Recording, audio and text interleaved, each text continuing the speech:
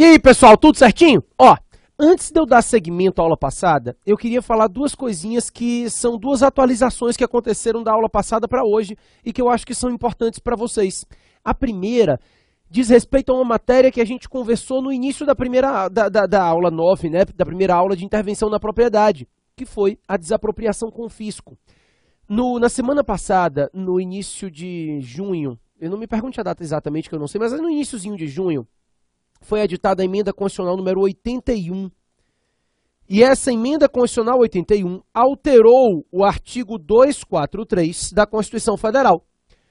Recapitulando o que a gente havia conversado na aula passada, o artigo 243 estabelecia que os bens imóveis utilizados, na verdade não falava bens imóveis, falava as glebas utilizadas para a plantação de psicotrópicos e os bens móveis utilizados para o tráfico de drogas seriam expropriados sem direito à indenização.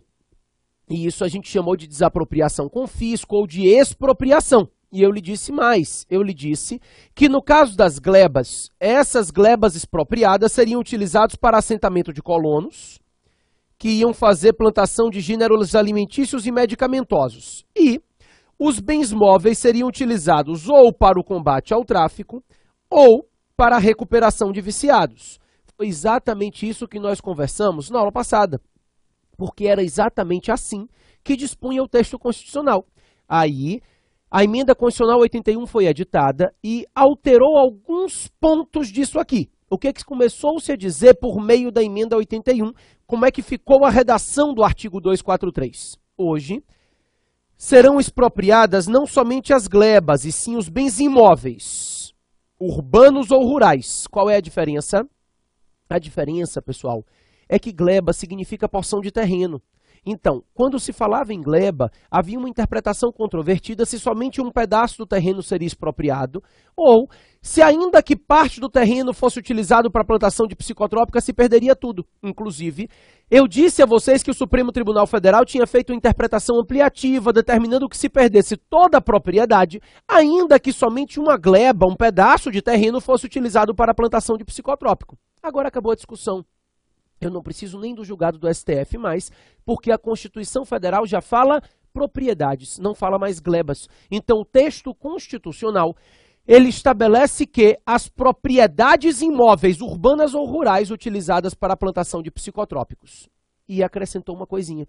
Não são somente aquelas utilizadas para a plantação de psicotrópicos, mas também aquelas utilizadas para a exploração de trabalho escravo.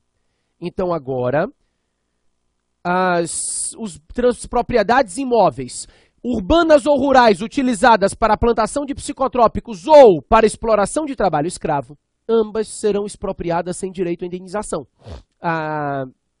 O artigo 243 fala exploração de trabalho escravo na forma da lei. Então, em relação à expropriação de um bem imóvel pela exploração de trabalho escravo, trata-se de uma norma de eficácia limitada. Então tem que haver uma lei que regulamente como é que deve se dar essa desapropriação, até que ponto será considerado ou não trabalho escravo para fins dessa desapropriação, tá? Mas é possível então. Agora, a desapropriação de bens imóveis, propriedades imóveis, rurais ou urbanas, que estejam sendo utilizadas para a plantação de psicotrópicos ilícitos e para exploração de trabalho escravo. Nesse caso, os bens serão expropriados sem direito à indenização.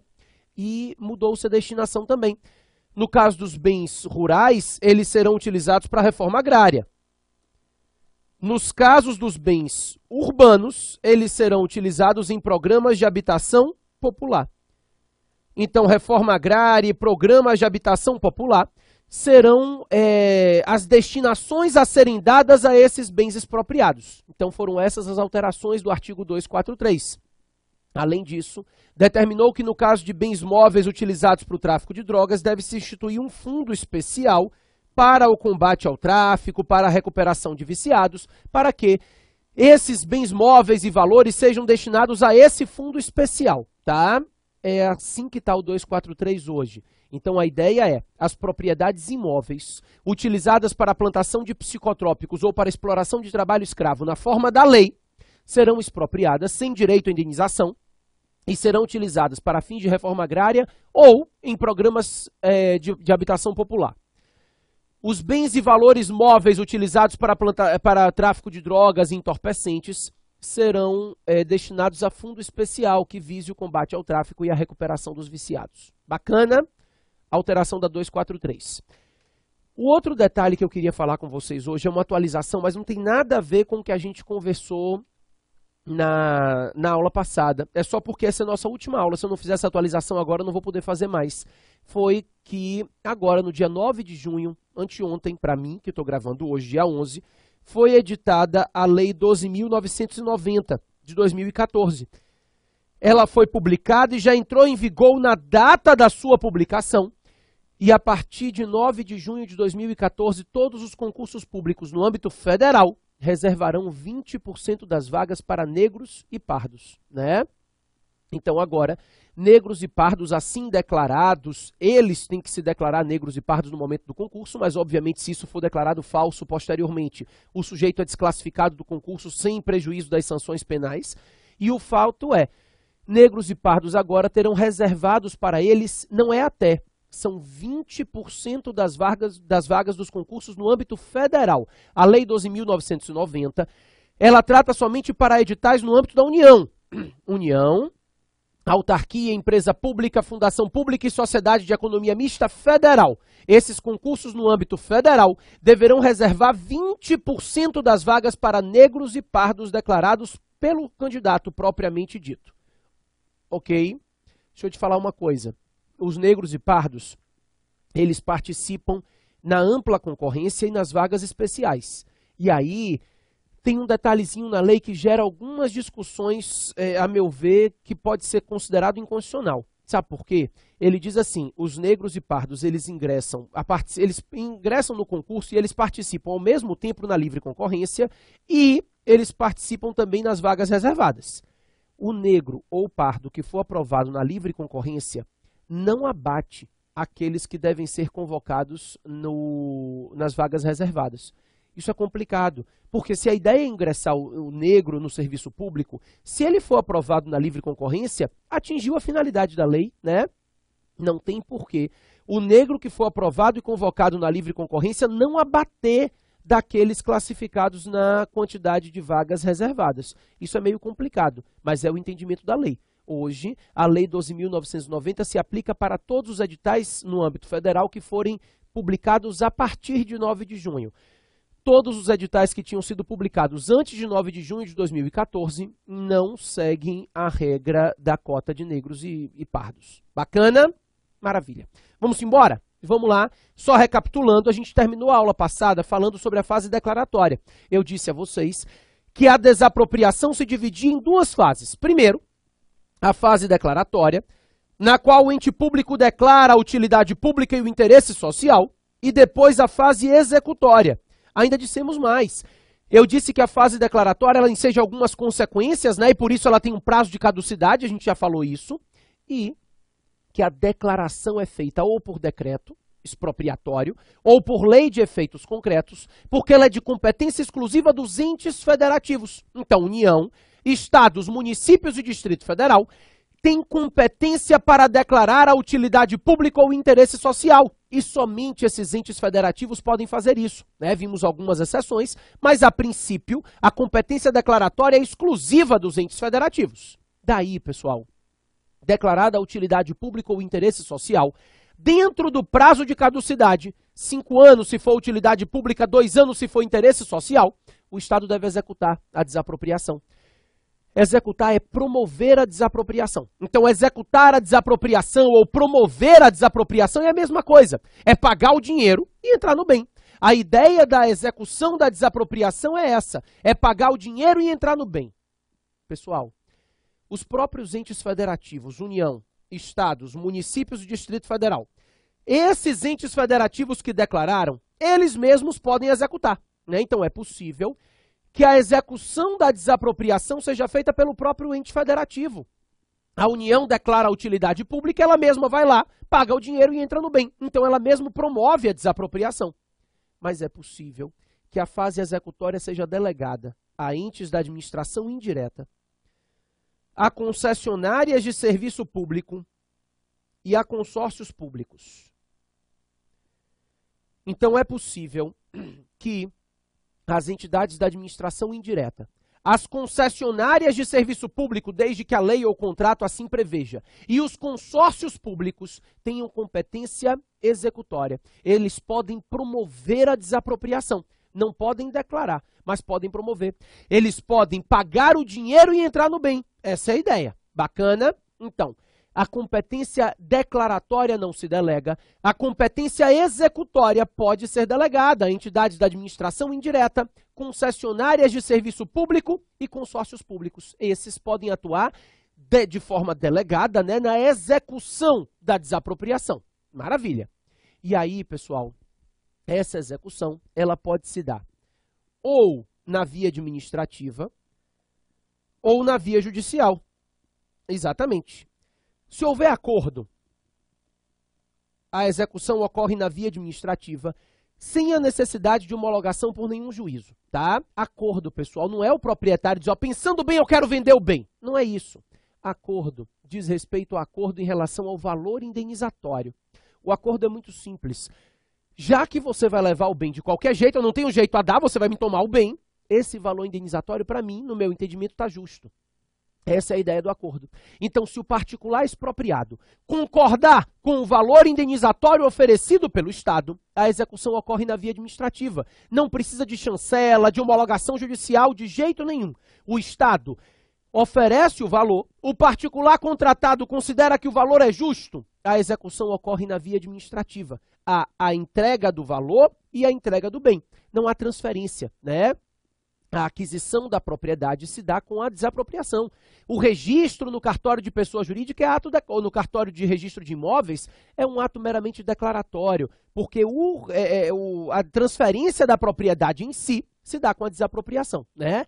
Na verdade, nem é tecnicamente correto utilizar a expressão transferência, porque é a forma originária de aquisição, né? Então a gente fala em aquisição mesmo. Se vier na prova transferência, normalmente é verdadeiro, tá bom? Agora, se não houver acordo, por quê?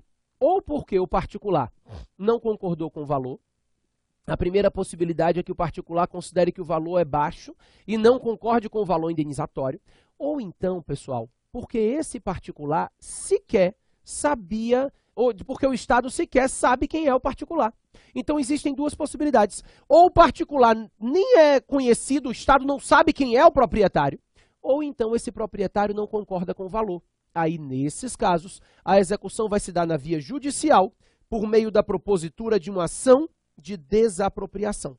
Então, é proposta uma ação de desapropriação e nessa ação de desapropriação se determina o pagamento do bem e o juízo vai considerar justo ou injusto aquele valor oferecido pelo Estado. Bacana? Essa ação segue um rito especial que a gente vai ter que conversar um pouquinho. Vamos lá? A ação é proposta pelo ente expropriante. A ação de desapropriação não é proposta pelo particular. Ela é proposta pelo ente expropriante, pelo poder público, né? O sujeito que está promovendo a desapropriação, ele é quem vai propor a ação de desapropriação. Então, ele propõe a ação de desapropriação e, no momento que ele propõe a ação, o particular é chamado a contestar o feito. A matéria de contestação aqui é restritíssima, tá? É restritíssima por quê? Porque a única coisa que se pode discutir em sede de defesa na ação de desapropriação é o valor indenizatório. Quer dizer, o sujeito pode discutir matéria processual, né? Vícios processuais, litispendência, coisa julgada, isso é possível. Então ele pode discutir vícios processuais nessa ação de desapropriação. Ele pode discutir litispendência, ele pode discutir coisa julgada, mas no mérito da ação, a única coisa que pode ser discutida é o valor indenizatório. Então, no mérito, a única coisa que o particular pode discutir, né, para requerer vencer a ação de desapropriação é o valor indenizatório. Dizer que está pouco e que ele quer mais, tá? Deixa eu te fazer uma pergunta. É possível discutir alguma ilegalidade do ato de desapropriação no Poder Judiciário? Digo mais, é possível discutir se há utilidade pública ou interesse social para desapropriação no Poder Judiciário, claro, isso não é mérito, tá?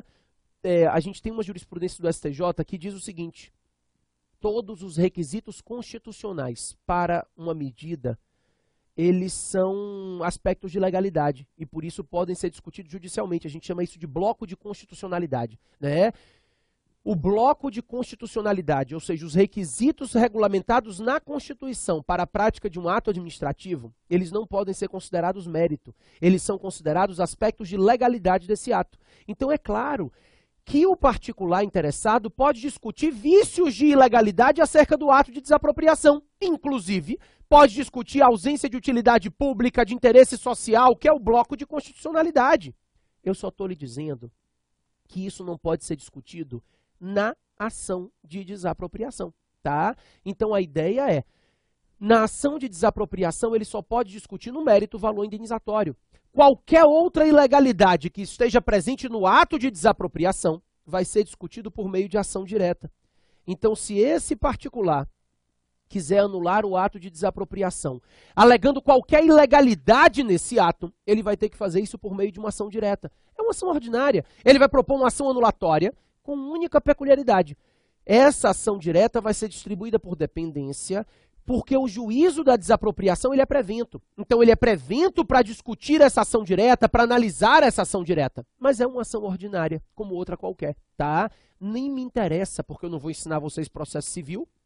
Então basta você saber que na ação de desapropriação, a única matéria de defesa admitida ao particular no mérito é o valor indenizatório. E que qualquer outra matéria de defesa que ele queira alegar no que tange a ilegalidade do ato de desapropriação, ele vai ter que fazer por meio de ação direta. Então ele vai ter que propor uma ação ordinária direta requerendo a anulação do ato de desapropriação. No bojo da ação de desapropriação, ele não pode fazer isso. Bacana? Perfeito. Daí, pessoal, você raciocina comigo. Se a única coisa que o particular... Vou tirar a ação direta daqui porque a matéria de processo civil não me interessa. Voltando para a ação de desapropriação, que é a ação de rito especial. Se a única coisa que o particular pode discutir nessa ação, raciocine comigo, se a única coisa que ele pode discutir nessa ação é o valor indenizatório, se esse particular ganhar a ação, ele ganha o quê? Dinheiro. Se ele ganhar muito bem, ele ganha muito dinheiro, mas o bem já era.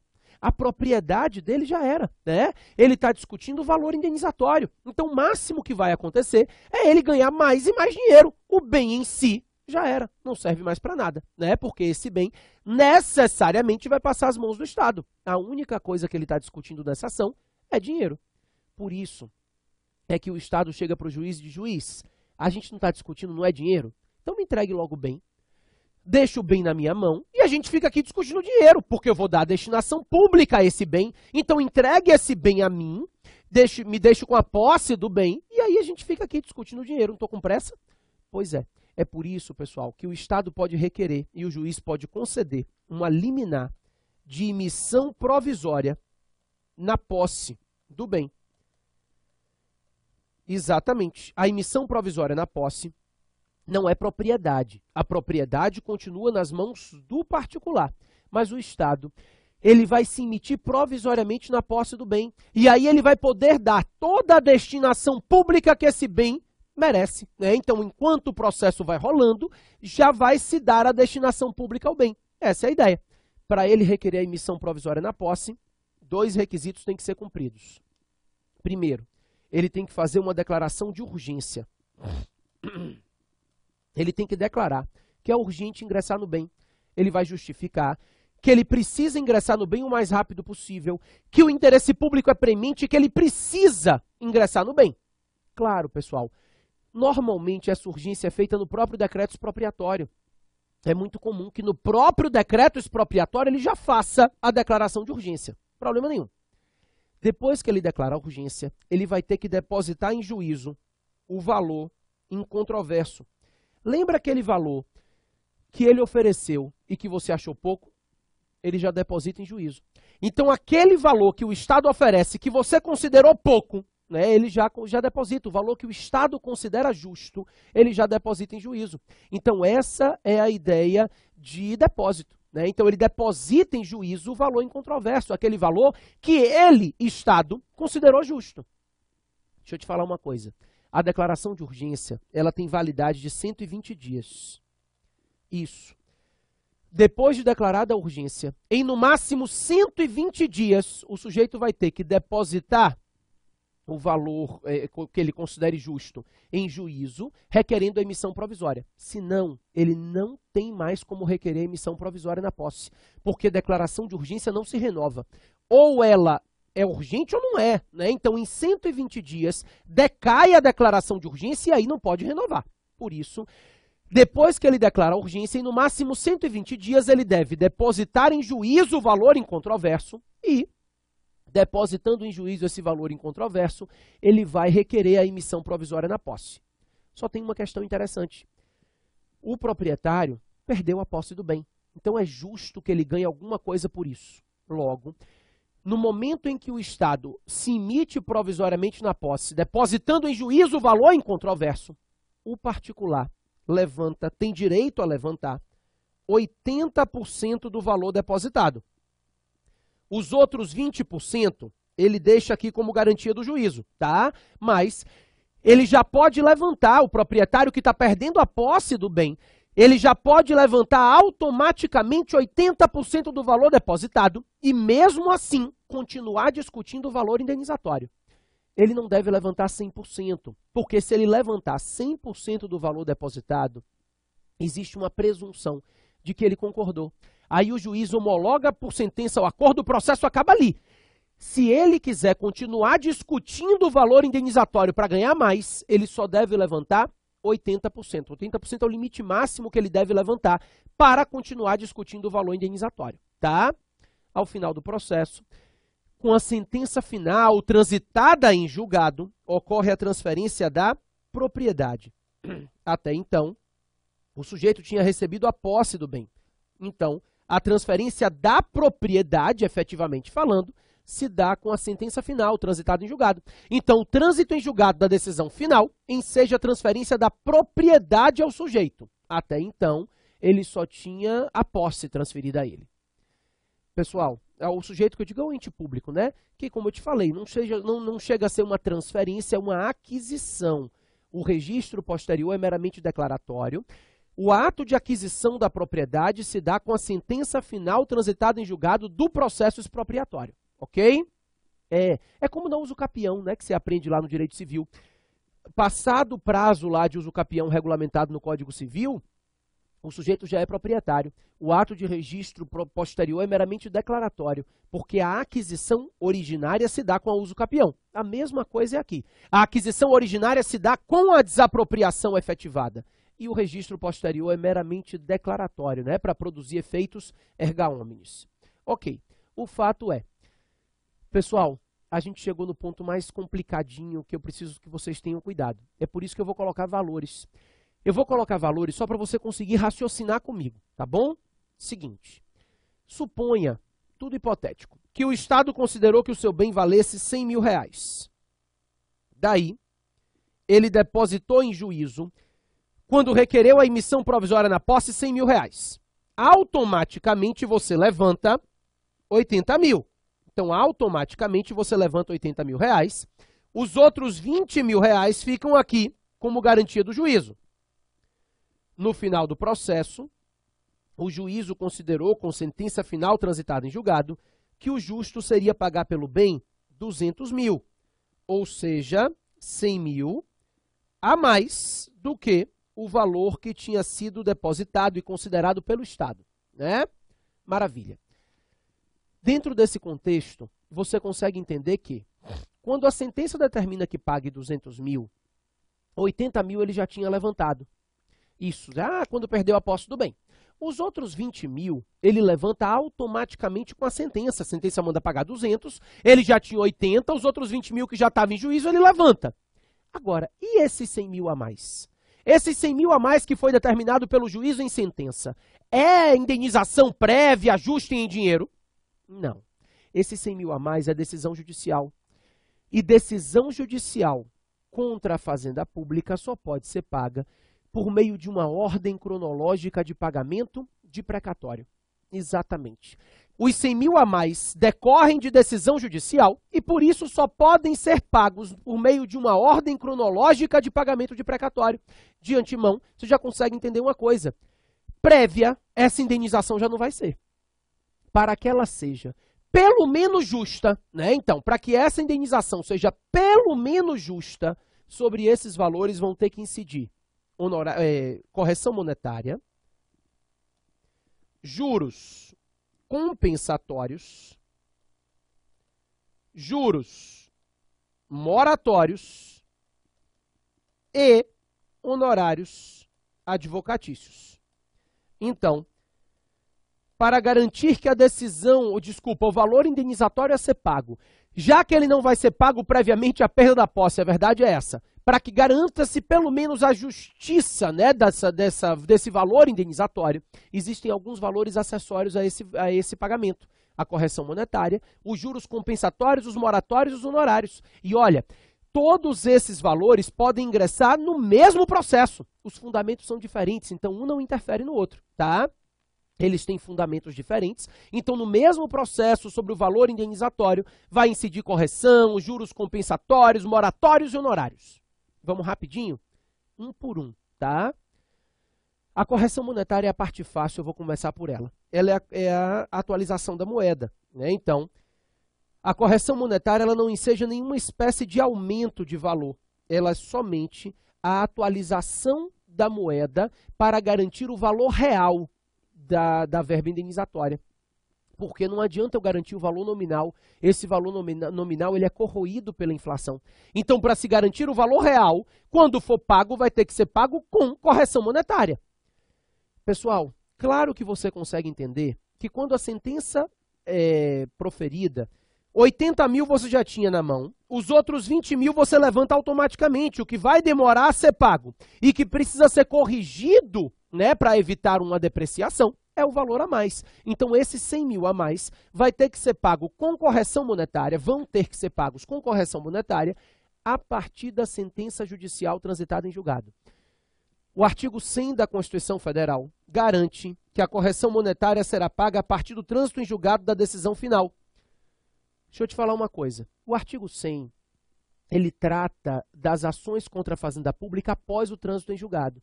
Então, ele garante a incidência de correção monetária a partir do trânsito em julgado. Isso não significa que não possa incidir correção monetária antes do trânsito em julgado, tá? Pode sim, não tem problema nenhum. Então, é possível que haja incidência da correção monetária antes do trânsito em julgado, desde o momento em que foi efetivada a perícia. Desde o momento em que o perito do juízo definiu o valor indenizatório justo, já começa a incidir correção monetária. Com certeza. Se a prova lhe disser, é garantida a correção monetária desde o trânsito em julgado, pode marcar que é o texto da Constituição. O artigo 100 da Constituição Federal garante a correção monetária a partir do trânsito em julgado, tá? O que não significa que não seja garantido antes. Já falei. Agora, toma cuidado com uma coisa. Esse mesmo artigo 100 diz que o índice de correção monetária vai ser o índice utilizado para corrigir a caderneta de poupança, que a gente sabe que é a TR, né? A taxa referencial, é o índice de correção da caderneta de poupança, e esse índice de correção da caderneta de poupança vai ser utilizado para corrigir a decisão judicial. O STF suspendeu a eficácia disso aí. Então, hoje não se aplica mais o índice de correção da caderneta de poupança, deve-se aplicar o índice oficial de inflação do período. Isso varia de acordo com a atividade, né? Pode ser IPCA, IGPM, INCC, depende se é bem, serviço, obra. O fato é, não se utiliza mais o índice de correção da caderneta de poupança, deve-se utilizar o índice oficial de inflação do período como forma de garantir efetiva manutenção do valor real do pagamento indenizatório, tá? Então, hoje, está suspensa a eficácia do índice de correção da caderneta de poupança e incide correção monetária sobre o valor indenizatório, é garantido a partir do trânsito em julgado da decisão final e o índice a ser utilizado é o índice oficial de inflação daquele período. Bacana? Maravilha. Além da correção, nós temos os juros, compensatórios e moratórios e os honorários. Me dá um minutinho que eu volto para eles, que é a parte mais complicada no meu entendimento. Já estou voltando.